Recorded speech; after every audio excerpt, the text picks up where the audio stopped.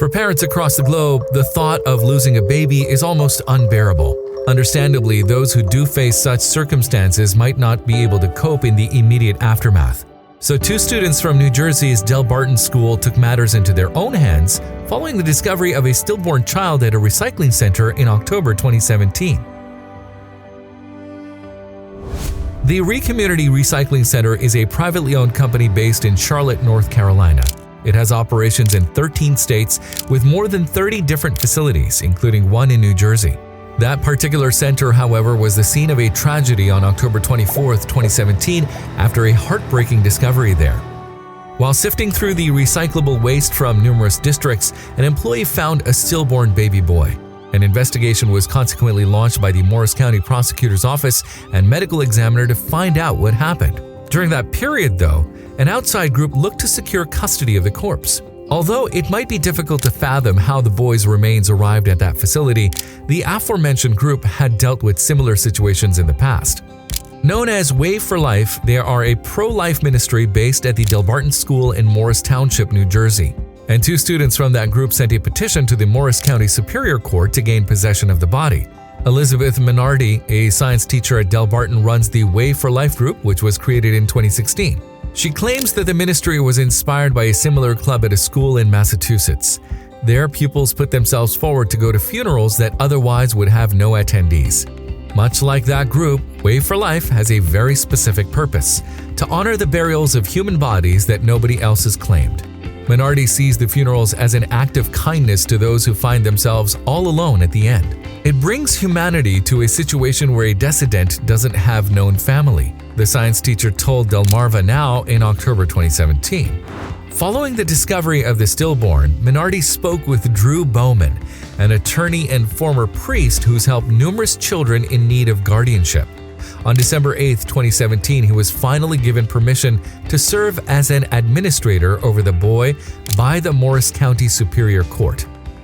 Consequently, the Delbarton students could now hold a funeral and bury the baby. According to Minardi, it would be their 4th service and 2nd for a stillborn. We believe that no one deserves to die alone, and it's only the right thing to do to give them a proper burial and a proper funeral. Student Billy Schroeder explained Wave for Life's views ahead of the funeral. Everyone's life has value, and they've all, had different stories and different things go on in their life that led them to that point. After 2 months of waiting, Wave for Life carried out the funeral for the stillborn on December 18, 2017 at the school's St. Mary's Abbey Church. But we think it's important to honor them as human beings, and it's just a basic tenet of respect, I think. The small white casket was then taken to a local cemetery where it was carried to a burial plot by 2 pupils. Behind them stood 8 of their classmates, all holding flowers. Prior to the service, Wave for Life named the baby Anthony Mary because his corpse had been discovered on the day of St. Anthony Mary Claret. Following the reading of the rite of committal by Reverend Hilary O'Leary, the students put their flowers on top of the coffin.